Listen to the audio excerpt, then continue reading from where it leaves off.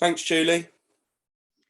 Good morning and welcome to AFP's Kerbside Charging webinar.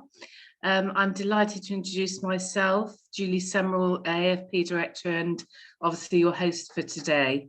I'd also like to introduce my colleagues, James Pestle, who's also a Director of AFP, and our presenters for today, Paul Hollick, the AFP Chairman, who'll be discussing plans to create a UK-wide database to identify the corporate fleet's needs for curbside charging units.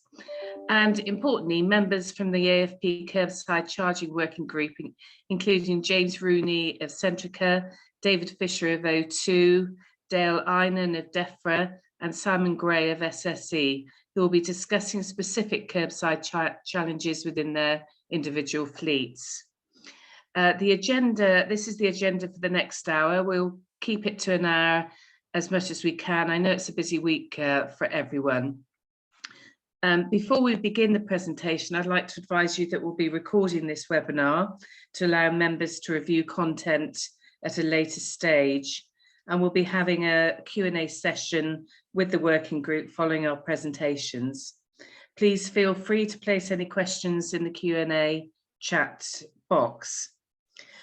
Before we start, I'd like to hand over to Paul for an AFP update on our EV support activity. Paul. Thanks, Julie, and morning, everybody. Hope everyone's doing well and looking forward to Christmas.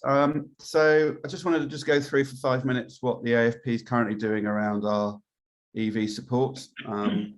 So at the moment, probably the primary focus for us is supporting fleet managers with the education, documentation, and lobbying that they need on particular topics. Effectively, the centre of everything we're doing at the moment is on our website. It's our AFP Nissan EV Hub.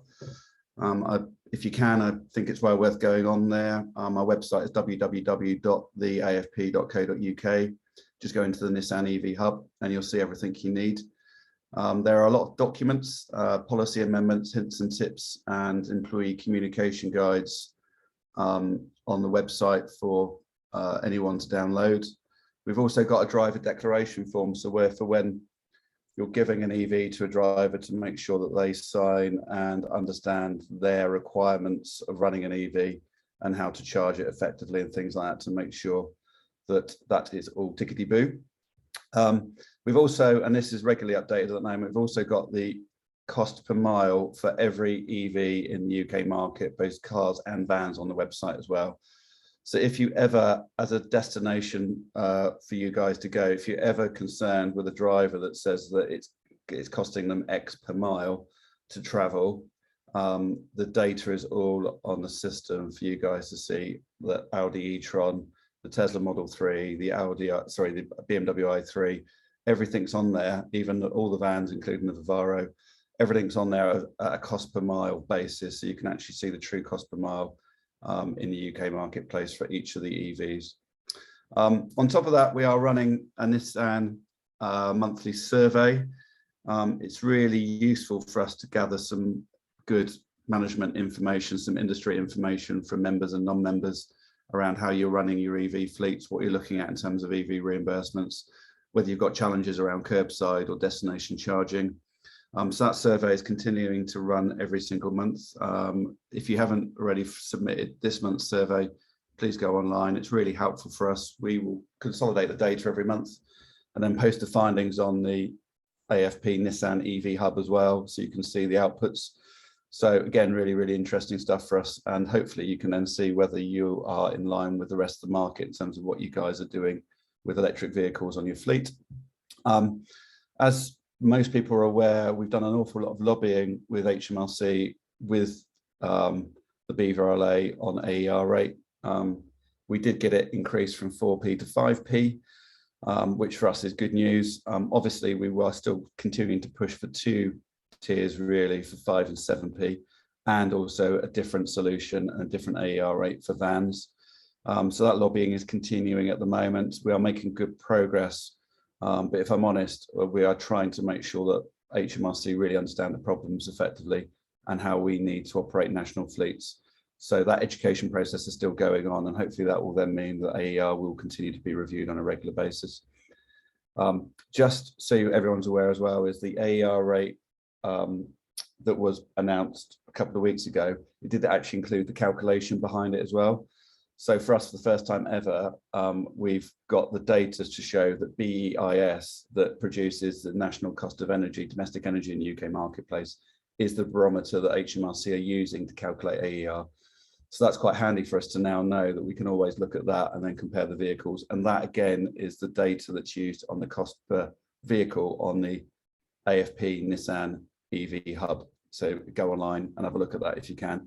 Obviously, just because there's AER, you can still reimburse actual cost. So again, if you're not prepared to use AER, use actual cost. I think you have to for the vans at the moment, if I'm honest anyway. So and keep in touch with us, and we'll keep in touch with you guys about how we're doing around AER.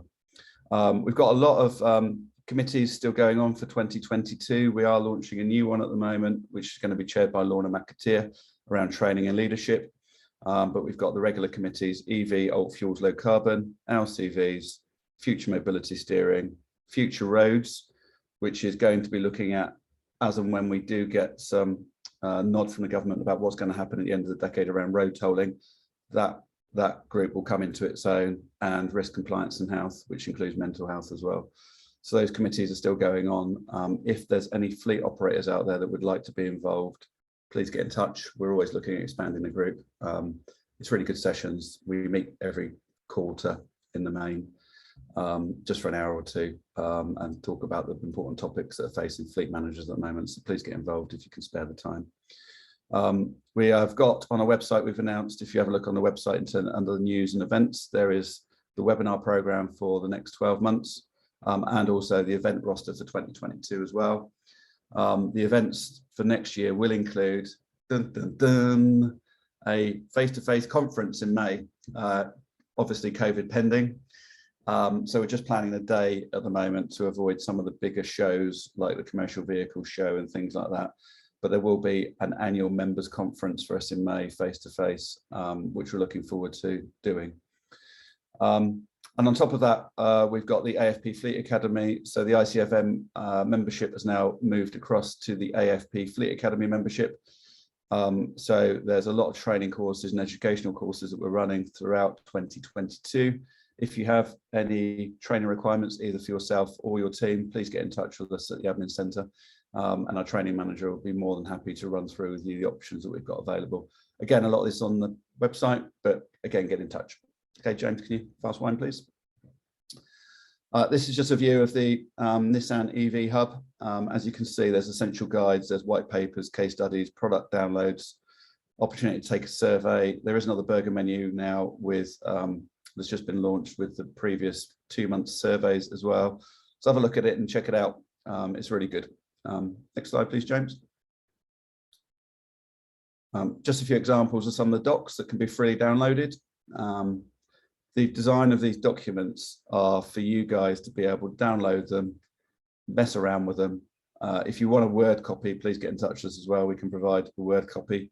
And then you can then start to insert the particular clauses within your fleet policies, or use it within your employee or driver comms, or whatever you want to do with the documentation as well. It is freely downloadable. So again, use it if you can. All these guides have been written by the EV, alt fuels and low carbon committees, and they're really good value, I think. Next slide, please, James. And I just wanted to spend a couple of minutes just talking to everybody around challenges at the moment that we need to overcome as an industry or as fleet managers around EV adoption. The EV alt fuels low carbon committee last week got together and produced this list. This list is going to go up on the website in the next 24 hours as well. As most people on this webinar will appreciate, there are different challenges when it comes to commercial vehicles versus cars. Now, there's an assumption, I think, that cars will kind of sort themselves out, which in some respects is true. While the benefit in kind tax is so low, the adoption levels are going to be massively high, because amazing, there's no range anxiety now from any of our drivers, because they get a free car pretty much.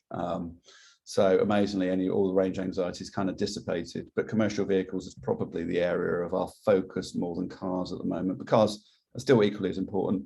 So in terms of cars, challenges to overcome really are EV highway reliability. I think most people probably saw this week an announcement by ZapMaps in terms of the best and worst charge point operators.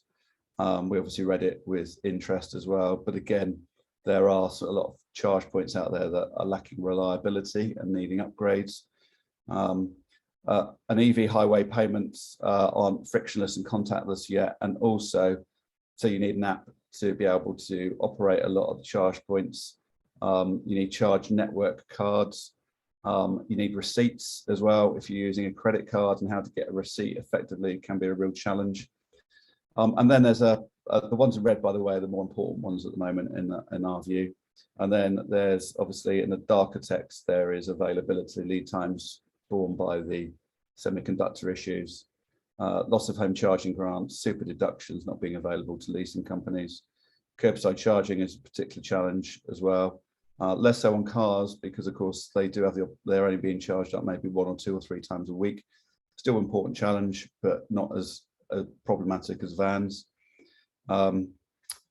Quick changes to the EV grants, as we saw this morning, and we're still digesting the changes to that.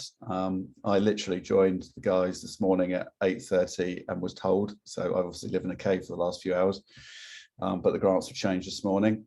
Parking restrictions, lead time on repairs as well. And on the commercial vehicle side, curbside charging, the quantity of curbside charging for vans is probably one of the key issues at the moment. Access to charging bays when there are charging bays to use, because a lot of charging bays aren't actually easy to be able to navigate for a van, and particularly a larger van. Depot and office-based charging infrastructure complexities can be quite a challenge. And again, EV highway payments, not yet frictionless or contactless. So receipts and RFID cards and network coverage being a particular problem as well. Other issues on commercial vehicles, just talking to some of the guys, driver reimbursements on home energy costs can be quite challenging because these vehicles still need to be reimbursed at actual cost at the moment. There's no other way to really do it. Parking restrictions when you are at destination parking, sometimes you can only park for an hour or 2. That's not sometimes long enough to charge the vehicles. Range can still be an issue, particularly in the winter with a fully fitted van with sink units, and particularly now heating units can therefore then cause issues around range. There are still some gaps in product lineup. I know they're going to be filled with players like Rivian, but there's still gaps with 4x4s and pickups. And EV highway reliability, availability and lead times. We do know as an industry that a lot of the vans that we're waiting for won't be around even next year. Maybe we're looking at 2023 for the availability of the vans that we need. And then at the bottom as well, I think just for our own internal issues, we've got whole life costs can be a bit of a challenge to try and get large commercial vehicles into a position where they're actually cost neutral versus their diesel equivalent. We spoke about last week. Really, it would be nice from a reimbursement perspective, we could have clearer guidance from HMRC about what actual cost really meant. But of course, that's going to be quite challenging, but we're continuing to liaise with HMRC on that topic as well. So that's just a brief update from me. I will be back after the guys have given their fleet updates. So I'll hand back to Julie. Thanks very much. Thanks very much, Paul. And in fact, I'll hand straight over to James. He'll be sharing his fleet challenges. James. Morning, everyone. I'm James Rooney, the fleet engineer at Centrica. So we own British Gas. It's one of our largest fleets, but we also look after many other different little fleets which are part of the Centrica group. We operate around 9,500 vans, and we are starting now to feel the pinch with home charging. So a little bit of a potted history, I suppose, very quickly, is that of our fleet, we've got on order 3,000 electric vehicles, and we have a target to be fully electric by 2025. We don't operate any depots at all, so all of our vans are returned to home with our engineers. And what we're predicting is about 60 to 70% of those engineers will not be able to charge at home. And that's because of availability of driveway and off-street parking. So we are currently relying on the engineers that can charge at home, and we are also relying on rapid charging and focusing on those engineers with lower mileages where that rapid charging period is not too intrusive on the day and doesn't increase downtime. Part of the reason and some of the challenges we see are actually some of the pictures I put on. The one on the left-hand side is lamppost charging, which actually works quite well. It's a form of curbside charging, but it is a little bit of a lottery to whether you can park there or not. The idea is sound, but the accessibility to it is a little bit of a struggle because the bays are not demarcated. And on the right-hand side is rapid chargers, but going back to Paul's point earlier on around the spaces not always being van friendly, we can't get our van into every space because we're either too long, we're too high, or we're too wide. And all of the parking spaces we're seeing so far tend to be car-based rather than van-based, and we need to see that change going forward. And that's where curbside charging again could help us. The other piece is with the home chargers where we can fit them, it's not always as simple as fitting a charge point because we have some engineers that don't want a charge point on the wall for aesthetic reasons, or there's installation complications such as needing to de-loop the property, or the property is already oversupply, and we can't fit a charge point anyway. Or we end up with the what's seeming to be more typical case now of the driveway is not big enough for a van, or the personal car stays on there. You're not putting that van on my driveway, thank you very much. So those are the current issues we are facing and why we're investigating so heavily into other options. Okay, thank you very much indeed, James, for that insight. Dave, could you now give us your views? Of course, yes. Good morning all, I hope you're all well. I am David Fisher, the Fleet Manager for Virgin Media O2. I'll just give you a brief overview of what we're doing within our business. I started there approximately 7 months ago, so reasonably new to the business, and I've been taking them on their EV journey. They had no orders in place when I first started with them. They did have a plan, which was to fit charging points through one of our partner companies at our engineers' home addresses and provide electric vehicles for those individuals. We've been quite lucky in that respect, and it's also very encouraging to have a business that's quite keen to have EVs on fleet. So far, within the last 7 months, we've managed to place 280 EV orders, and we've got another 50 waiting in the wings. We're just waiting for confirmation on. We are seeing a lot of the same issues that James is seeing, where we have engineers that don't have access to off-street parking or a garage where they can park their commercial vehicle, or they only have one space on the driveway and their personal car is there, hence us looking into the curbside charging option. Personally, for us as a business, we are looking to do overnight charging rather than charging while people are out on the road, just to reduce our downtime and ensure we can get out to our customers. But obviously that is not going to be applicable for everybody, especially when it comes to the commercial vehicle drivers. Car-wise, we haven't started on that side just yet. That's something we're investigating at the moment. But again, we're going to hopefully have as many charging point fitters at people's homes as possible. But where that's not possible, we're going to have to rely on the charging networks out there. At the moment, I'm sure everyone can agree infrastructure isn't brilliant. And being able to charge a lot of these places can be quite expensive, with admin charges for not being part of a registered group can cost a lot of money. So yeah, that's us in a nutshell at the moment, and yeah, hoping to make as many improvements as we can through this group.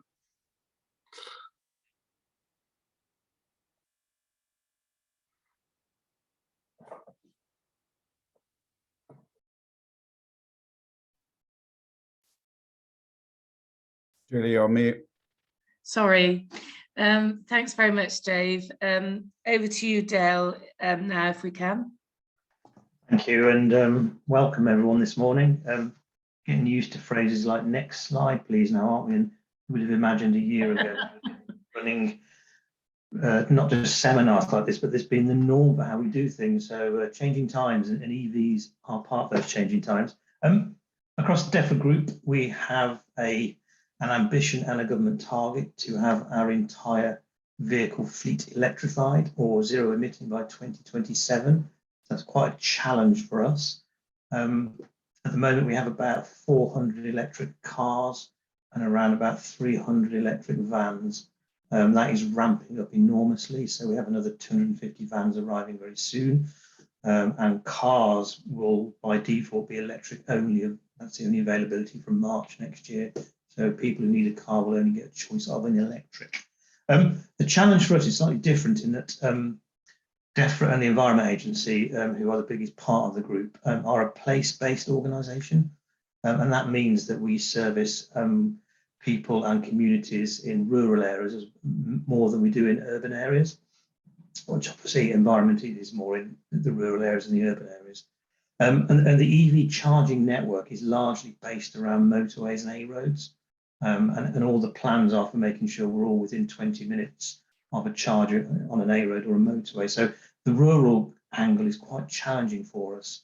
Around 40% of our car drivers can't charge, and that's because it's either rented property, the cost of upgrading the energy supply too much, or there are various issues around contracts around the housing. So we've got to find a solution for car drivers, but also for van drivers as well. What we've done in the past is we've installed our own network. So, for example, on the Somerset levels, where we've had serious flooding in the past, we've had to install charge points at some of our pumping stations, just so that when our teams are out there managing the pumping stations, they can charge their vehicles. At the moment, the vehicles that have been rolled out are of such a range for the jobs that people can go back to the depot and charge. But the challenges we'll face is when all the vehicles are returning to the depot, there may be not enough capacity. Therefore, charging when you're out and about is going to be a real challenge in rural areas. I'm not sure about anyone on the call, but I haven't seen a lot of charge points in rural areas, and we do heavily rely on people to effectively be able to have a charge point in their own home. One of the things we're trying to work through and working with the AFP is about if people can't charge at home or don't want a charge point, how do we pay them? Because they will be out of pocket, and HMRC rules currently are you'd have to have receipts and evidence of the extra costs. We'd like to go to a point where we can pay them a different rate, which is approximately twice that of the AER. But we're just working with HMRC about how we do that. So I think when you think about your fleet, think about those people who work in rural patches that can't rapidly access charge points on the A roads or motorways and can't have a charge point at home, and think about how that might work in terms of a challenge. One of the things we are looking at is organisations like Co-Charger. So you can hire someone else's charge point. So if you live in a rural area, somebody who can have a charge point will be able to rent their space out for you to charge. So Co-Charger is one of those options where you can use someone else's who has got access to it. So we're looking at Co-Charger, looking at other options whereby we are looking at sharing of charge points and looking at sharing our charge points in rural areas as well. So quite a big challenge in rural patches. So please think about that if you are moving towards EV. It's a fantastic thing to do. It's the right thing to do. It helps with the climate emergency. But just make sure you've got all your ducks lined up before you start rolling it out. That's it for me. Thank you. Thanks very much, Dale. Before the Q&A session, Paul's going to give us an insight into the AFP Kerbside Charging project. Paul. Okay, thanks, Julie, back again. So, James, next slide, please. I think we've missed Simon out. Oh, yeah. Oh, sorry, I beg your pardon. Tell you what, always on the back. Sorry, well, Simon. You can tell it's nearly Christmas, everyone, can't you? So there we go. Yeah. Sorry, so, Simon. In the AFP, we start drinking at 8 o'clock in the morning, so that's fine. Okay, so thanks all, and hi. I think I can echo the majority of statements made by my AFP colleagues. In the majority of situations, we share similar challenges when it comes to the mix of demographics, people, culture, and of course, we all have our specific operational challenges to overcome. And if we just looked in the recent weeks, you know, it flags a question when we're getting 700 engineers on the road or on the ground in Storm Arwen in the most remote locations. where we've lost power, so how do we deal with that in the future? And there needs to be our thought process on, is that battery storage? Is it hydrogen? What is it? So that's definitely one for the future we need to consider, especially in the mix that in the operational areas that we work in. And as I said, so as a utility, we operate from the leafy suburbs of southern England, all very nice, but very much to the wilds of Scotland. It could be deemed that we're an advantage. We have an advantage because we do operate depots and offices across around about 100 locations. So that could be deemed to remove the need for home or non-work location charging. However, it'd be great if that was the gold-plated solution, but unfortunately it isn't. Depot sizes. We as a fleet, we operate around 2,500 commercial vehicles, of which at least 1,500 of those are taken home every night. And we operate 24-hour call-out duties in support of the network. So availability of the vehicle immediately is key to our employees. We can't have them travelling to collect a van to go out to a call-out. Of course, during my time in my 4 years here at SSE, I've visited depots and I've come across the manager that says, I've got 60 vans, so I need 60 charge points across the back fence. That's not realistic and not going to be the case. The network may not take it, those vans don't come in, as I've mentioned before. So education and reflection is then key to understanding that the requirement is to keep the same operational processes, although the future may not necessarily be the same van. That is part of our education and part of a change that we're looking to do. But we also, though, we need to reflect that we need to keep the van available in the same way as we do now. So in our depot charging, we talked about depots, will in the future still plays a big part. And by the end of 2022, we'll have installed around about 500 chargers across our depot network.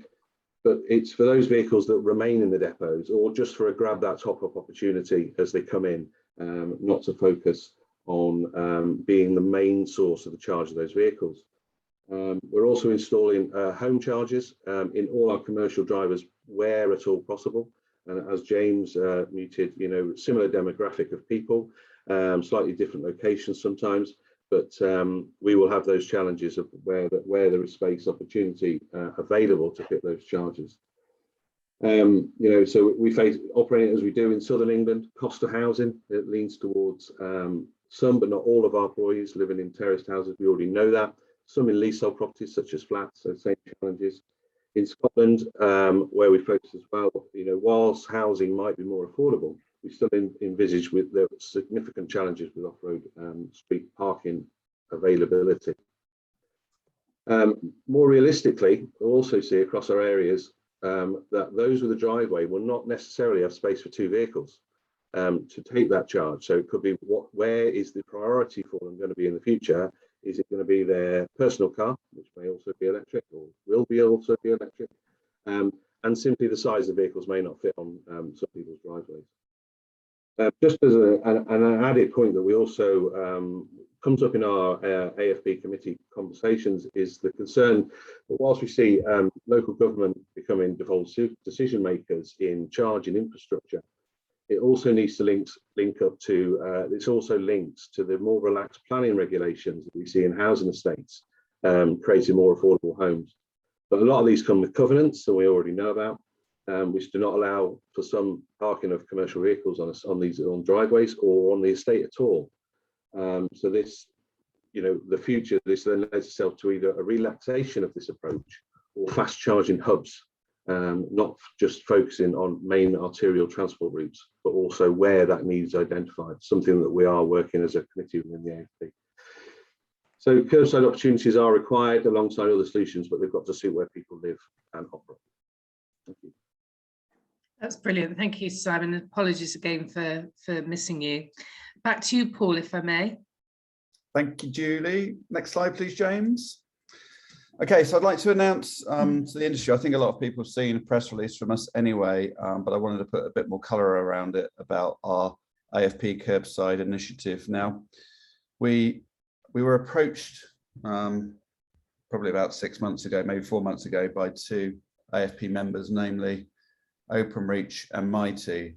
And Mighty in particular were saying to us, look, Paul, we've got a massive problem at the moment. We've got around 60 to 70% of our van drivers don't have driveways, or can't, as Simon mentioned in his presentation, the other guys, or can't use their driveways for the commercial vehicles.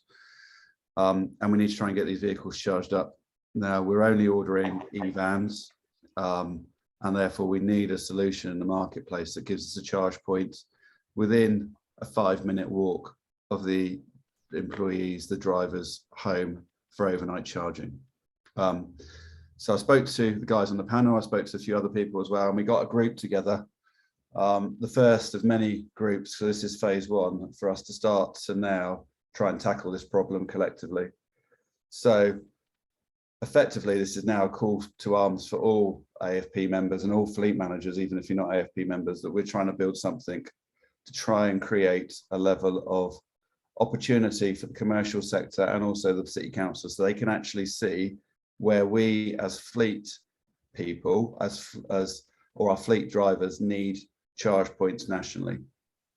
So we're trying to bring the team together. We've now got a data partner on board, so they're just setting up the data frameworks for us to be able to bring all the data together. And effectively what all of the group, which you can see on the right hand side of this slide, so we've got Centrica, National Grid, Mighty, VMO2, DEFRA, Enterprise, Speedy Hire, ISS, Royal Mail, Openreach, Kier, Clarion Housing, Marston Holdings, J Murphy's, SSE, Openreach, Speedy Hire as well. I've mentioned Speedy Hire twice. The group phase one's got about 160,000 vehicles that we need effectively electrified. The plan is for us now to start to collect postcode data from all of the group. That can be the employee's home address, but we don't need the address, we just need the postcode. In some instances, the postcodes are being redacted by the last 1 or 2 digits to based on what the fleet want to do and transfer the data to the AFP. We will, and of course, it might not just be the home destination. It could also be where we just need a charge point located. So if it's on patch and a driver needs something on patch, all we're trying to do at the moment is consolidate from a fleet need perspective, where the guys on the panel need charge points, where the guys in the working group need charge points. We will add more once we've done phase one. We will then release that out to the market, and we'll host the heat map of where we need the charge points on the AFP Nissan EV hub.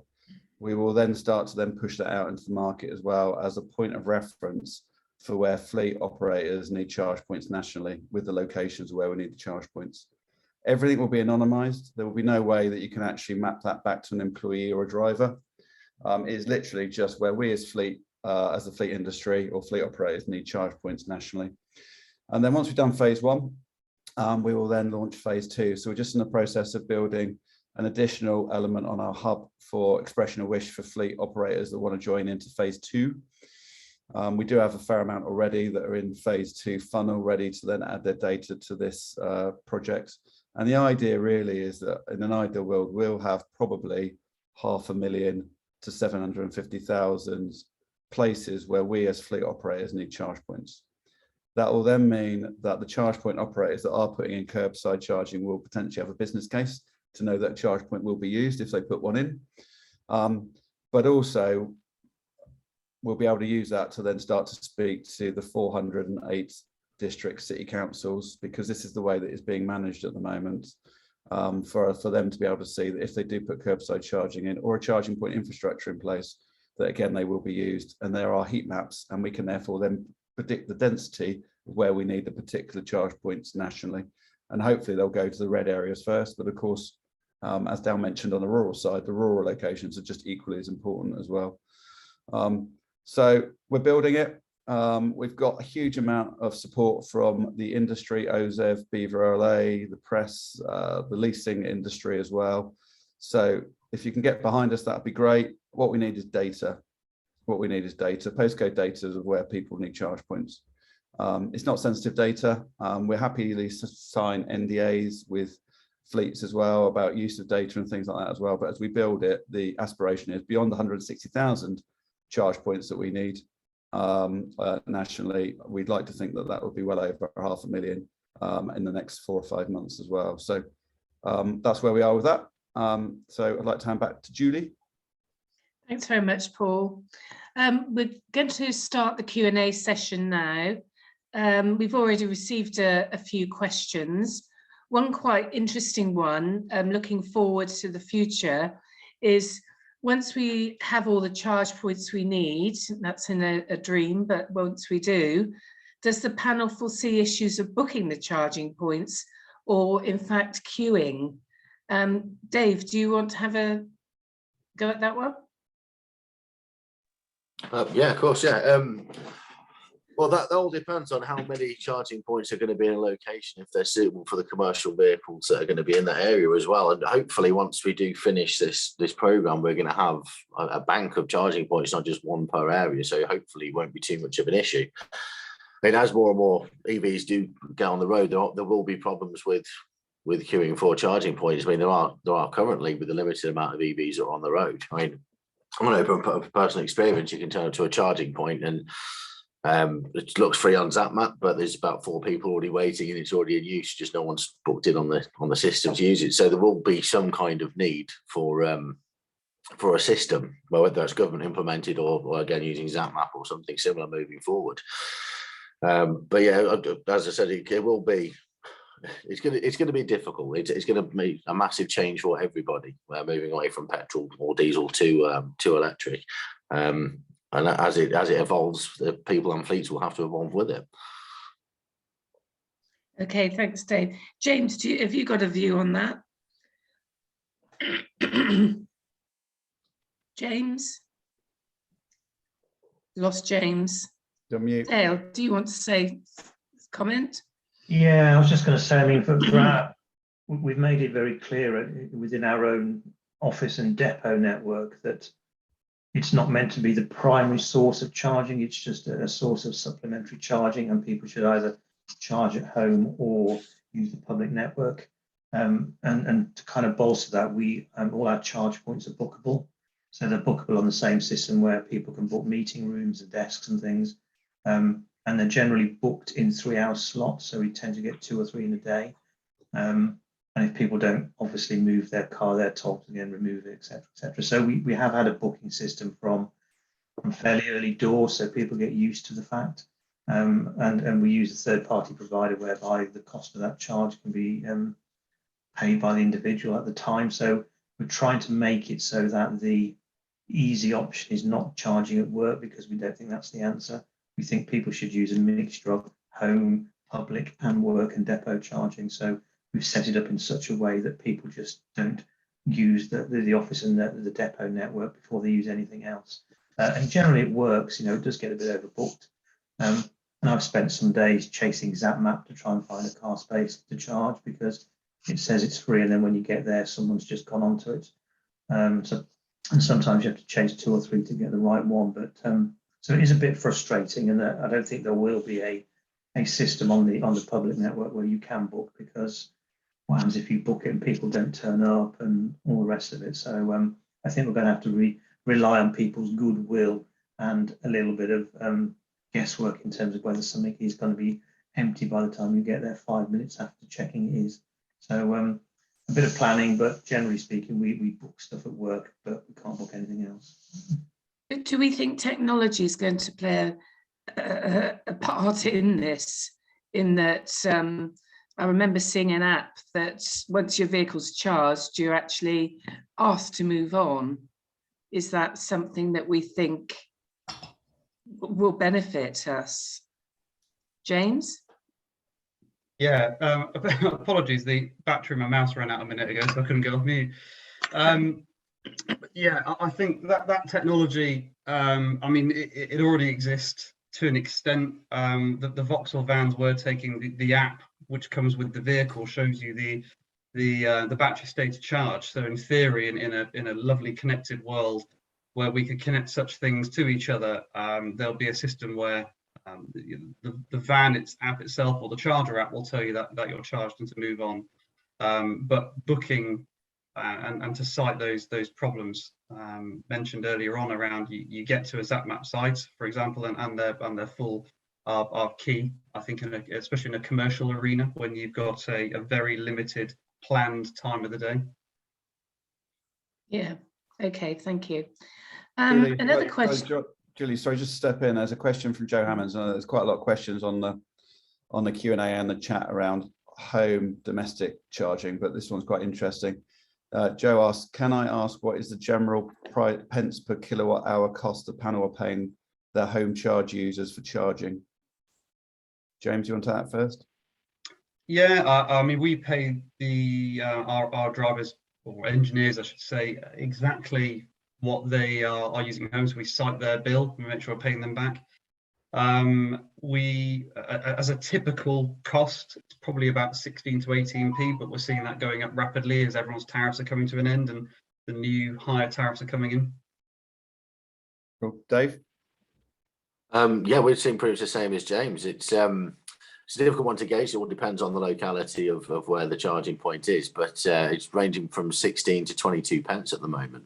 Again, new tariffs coming in seem to be a lot more expensive than current ones. And energy bills are on the rise as well. So we expect that to get worse over the next 12 months too. Yeah. Simon? Okay.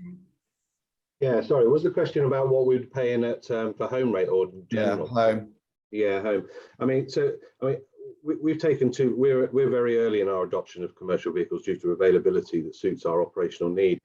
So we have installed home chargers, and anything from home we're currently paying at AER rate, and that we've also then signed up and put a bit of a Heath Robinson solution in the back of the multiple apps that are out there. In the fact that we've put a company credit card behind their own, so they can access the public charging network.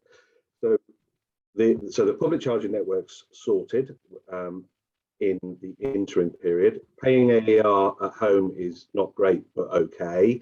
But we're just about to roll out and trial a solution where we intercept the bill with their own provider. So if they're paying 15p a kilowatt, we'll pay that and on their behalf, and they will not impact their own bill. So what's important to us is the adoption or the confidence of the employee. So the fact that they can charge at home, we'll pay the bill directly to their supplier, and that won't hit their credit rating in any way because it won't show on the bill. And that was very important to us. So in the future, it won't be a concern what we're paying because they won't see the cost of that charge. Yep. And thanks, Simon. Dale, finally. Yeah, I mean, for cars, we just pay AER. And at present, we are charging our commercial vehicles at depots, or they're using an all-star, all-electric card and using the public network there, so it's coming back to us. We don't allow private use of our commercial vehicles, so the whole cost is business cost. So the fuel card type approach is working for us.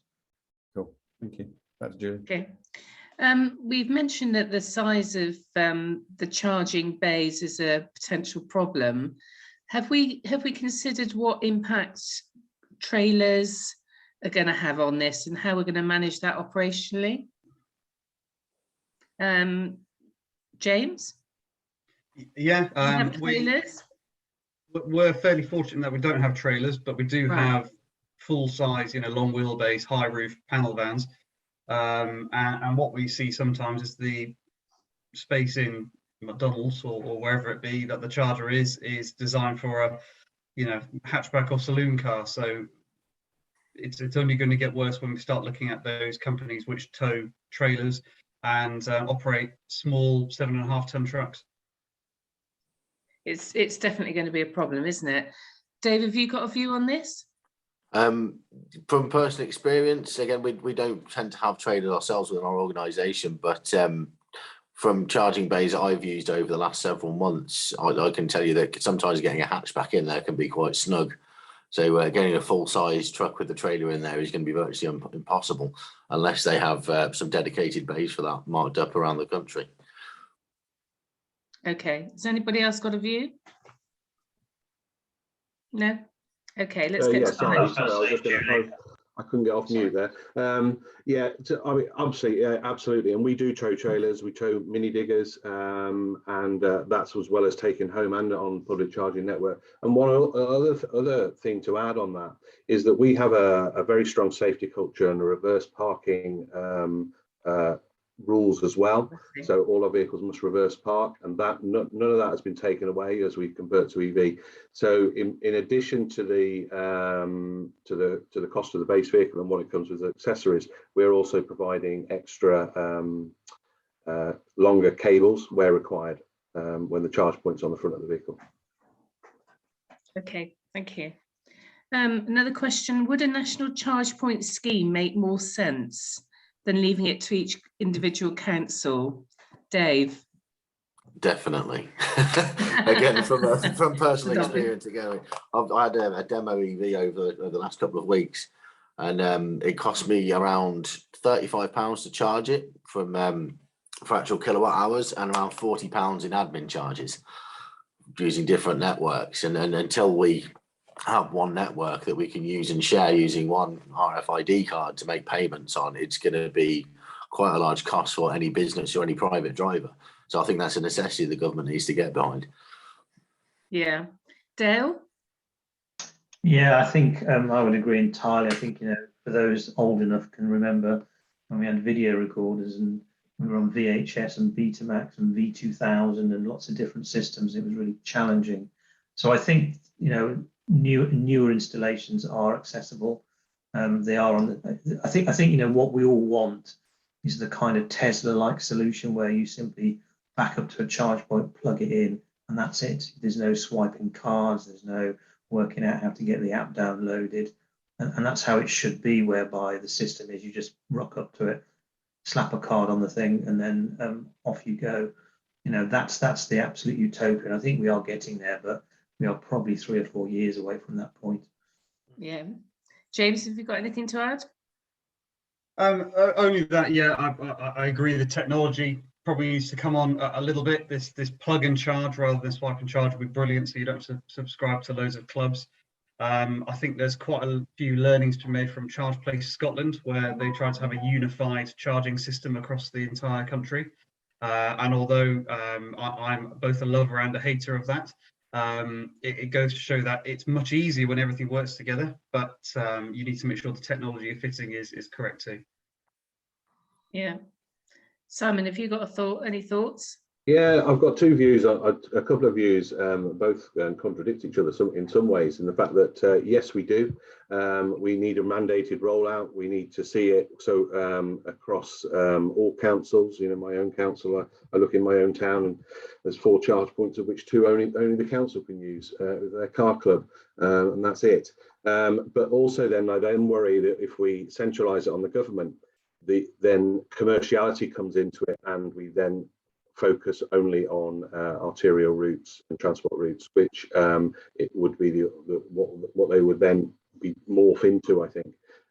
So we do need it nationalised as such, but with some specific rules around which then sees the correct technology or the same technology all across the country. This is next question is interesting. It's on the subject of hydrogen. Any thoughts how this will change your EV views? Dave, first to you again. Okay. Yeah, hydrogen will play quite an important part in my view, especially for people that can't have a charging point fitted at home. The only problem we have at the moment is hydrogen fueling stations being very few and far between, and generally operated by local authorities for buses. Also, the cost of these vehicles at the moment is pretty high. When I was at the CV show earlier this year, some of the costs for a single van were reaching like £70,000-80,000 as the technology is brand new. So until that cost comes down and the charging and the fueling network becomes more readily available, I can't see that being an option for many people. But it will definitely help with the uptake of zero emission vehicles in the future. James, your thoughts? Yeah, I think whilst the vehicles are probably more of a drop-in replacement for what we know, I'm not sold personally anywhere yet on things below 3.5 tons. And I think that's primarily led by the fact that hydrogen is incredibly expensive to buy and to create at the minute, and the vehicles, generally speaking, cost more than their electric counterparts. So I'm afraid I'm probably going to have a few splinters and be sat on the fence for a little bit yet on that one. Okay, Simon, your thoughts? Yes, I think we've always got one eye, whether on the future of an alternative fuel. It can't be electric. That won't suit all vehicles, and as James said, under 3.5 ton, fine, but we need something for the future above that. So whether it's going to need to be an alternative fuel, but will that be driven by the transport industry? I don't know. One of the biggest polluters, some of the extra stuff that comes out of COP is the need to change how we produce massive things like fertilizer. Well, they're looking at hydrogen in how that's produced. So will the transport industry be able to come on the back of that?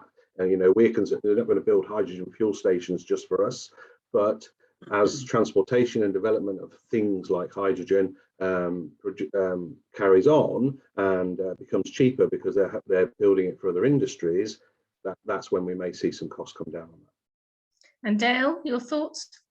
Yeah, I think it's an interesting area, and we've done quite a lot of research into this. So I think for vehicles, particularly the heavier vehicles, the big 32 ton plus, 26 ton plus ones, hydrogen is a real option. And we are working with a couple of organisations who are looking at both at fuel cell hydrogen vehicles, but also direct injection of hydrogen as well as an alternative and cheaper. And I think the real issue around hydrogen is production. And those that have done any work on this will know there's grey, there's blue, and there's green. And the recent Earthshot Prize, one of the winners was someone who had come out with a small scale hydrolysis plant that created hydrogen in a sustainable way.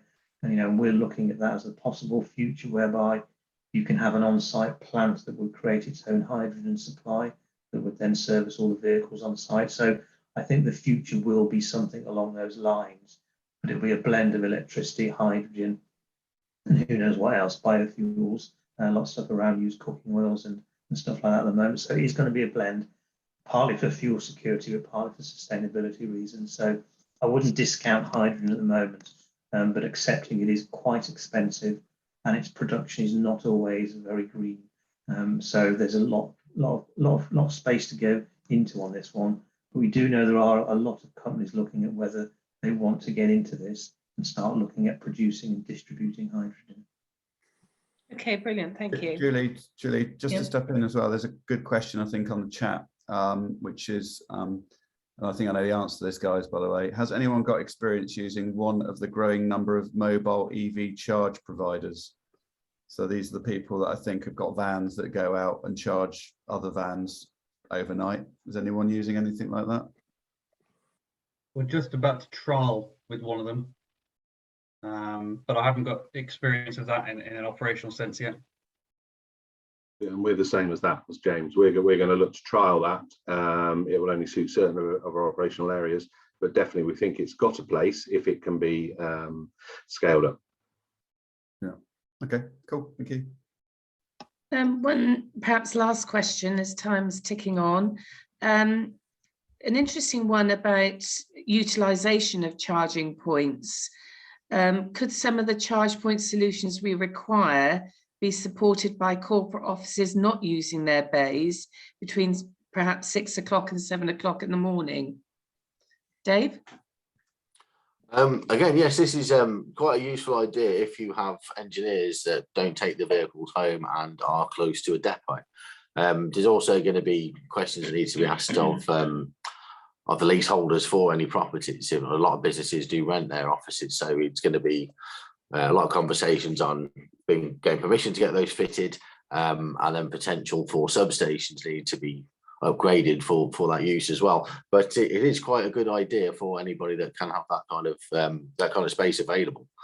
Unfortunately, for a lot of people like my own business, we have our engineers almost 4,500 vehicles that are out of 4,500 different homes across the country. So it won't be realistic for everybody in our business to use, but could be an option going forward. James? Broadly the same as David. Yeah, we don't operate any depots, and all of our engineers are returned to home. We have a couple of academies dotted around the country with sizable parking, and we're looking at options there. What we are rapidly finding though is these sites are industrial sheds, and they tend to be wired up for heating and lighting, and that is it. Anything else, you've really got to go and spend some chunky money on grid infrastructure or battery or solar production, and to try and get around that. Dale? Yeah, definitely something we're looking into, in the sense that evenings and weekends, often those charge points aren't being used. And there is an opportunity there to generate some revenue to offset the costs.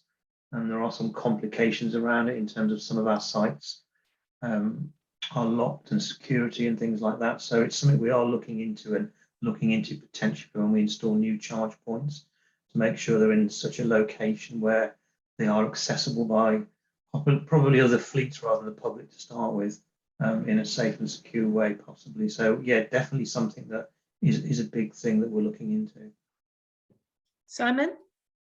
Yeah, and similar to the rest of the panel is, we've looked at it. Well, we thought it's come in our thought process is whether the investment return or the return matches what the wider resource implications would be.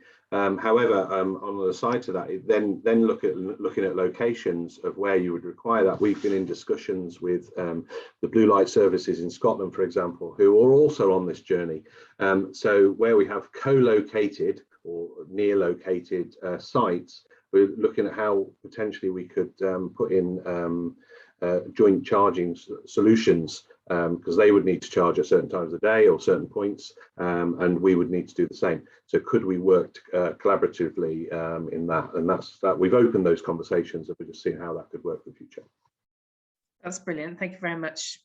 Thank you, panel, for your contribution to the Q&A session. As I mentioned at the start, we'll be recording the webinar, and it'll be accessible through the AFP website for a member reference. Please do have a browse through the website, as it's being continually updated. Just a few things to bring to your attention before we go. Our next webinar is going to be held on Wednesday, the 19th of January, starting at 9:30, in which we'll be looking at an interesting topic, and that is alternative types of transport usage in your fleet policy. So please, be aware that during 2021, the webinar programme has been open to all, but moving forward, it's only going to be made available to members. So I strongly encourage you to all join to continue to benefit from the access of the contents of these webinars. I'm delighted to announce our member events calendar has been published with more details to follow. We'll have a conference and at least 2 seminars programmed for 2022, obviously all being well, that is, both of which have sponsorship opportunities for those doing their budgeting. Any queries, please contact us. The new training calendar will be published shortly, so please take advantage of booking those early. If you're currently a member, we'd like to like more information, please contact us. The survey questions in our EV hub, as Paul mentioned, will be updated regularly, so please participate. Even if it's not applicable to you or your business, there's a valid enough answer. And lastly, please follow us on LinkedIn, as much as our topical info gets circulated on this platform. So, we welcome your input. Just search for the Association of Fleet Professionals and follow the page. I think that's it for this morning. Thank you all once again for your time. And importantly, wish you all a Merry Christmas and a happy 2022. Thank you all very much indeed for your involvement today. Thank you. Thanks, everyone.